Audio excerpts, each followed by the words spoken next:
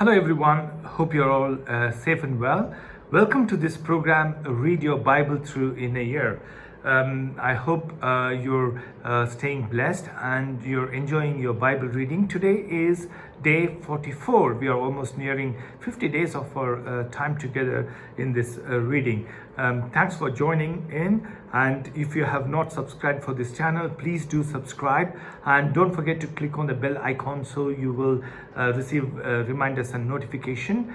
And also please share this link to your friends and family. If you have missed any of my previous days explanations and devotions, please click on the link right hand top corner, and you will be able to go back and listen. Today, being day 44, we will be reading chapter 14 from the book of Leviticus, the whole chapter. And in the New Testament, we have already covered this yesterday. Still, we are in chapter 26, verses 51 through to 75. It's a rather big chapter. Chapter 26 has 75 verses. So yesterday I completed the explanations for this as well, but still I can just remind you what we were supposed to do. Well, chapter 14 in the book of Leviticus still talks about the skin diseases, the infections on the skin. As I told you yesterday, this is a very serious matter, especially in the olden days, in the Old Testament days, and people were taken outside the city. If you're infected with this disease, you will also see, you could have seen that, you could have read, you must have read how the priest is to put him on the isolations. Usually they go on isolations, and they have to examine if the sore still continues, etc., etc.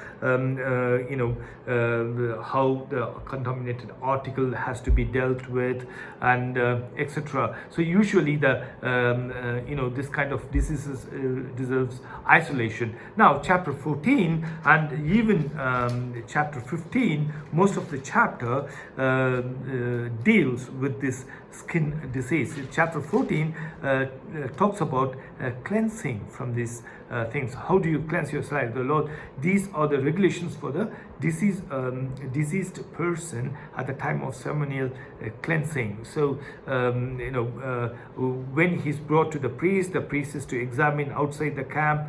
Again, as I told you, he's never allowed to come inside the camp for any reason. So you can go through the things, and also it talks about the cleansing from mildew, how he has to do everything. So I don't want to give explanation to all these things. It's self-explanatory.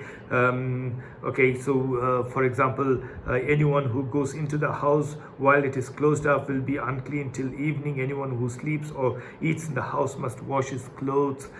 Is some very rare, unheard things for you will be new, especially the children would love to listen to this terms and conditions and how the law deals with such people. Now that is chapter 14 we are dealing with. So the reason why I want you to take extra care while reading this chapter 14 and even 15 is that when Jesus heals someone, either blind or leper, especially when Jesus heals 10 lepers and one of them comes back and thanks him, and he asks where are the other 9. So how serious concern is that leprosy is. So how these people, even when Jesus heals a blind man, and also the Jews bring a sick person and ask whose sin is that? It's considered as a sin. If you get this, you're considered as a sinner.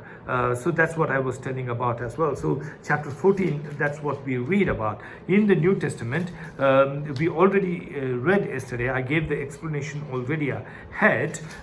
We will be reading chapter 26, Matthew's Gospel, chapter 26, verses 51 through to 75. As I told you, it's fairly a very long chapter. It goes to up until Peter denying Jesus. Now yesterday I was talking about the Sanhedrin and everything.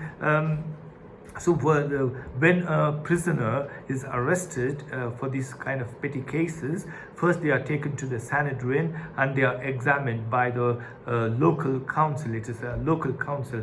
Then if it is going to be more severe and if they cannot take any decisions, then it goes to the higher authorities, usually the governor himself. If it deserves a death sentence, the Sanhedrin has no power. Usually they seek the help of the governor. So that's what we will be reading next chapter 27. But for now, we will be reading chapter 26 until verses 75. So if you haven't read them, please, chapter 26, please do continue to read. We are almost towards the end of Gospel according to Matthew. So that's for reading today, and I will see you tomorrow. And I pray that there won't be any time restraints, so we continue this program every day without any problem.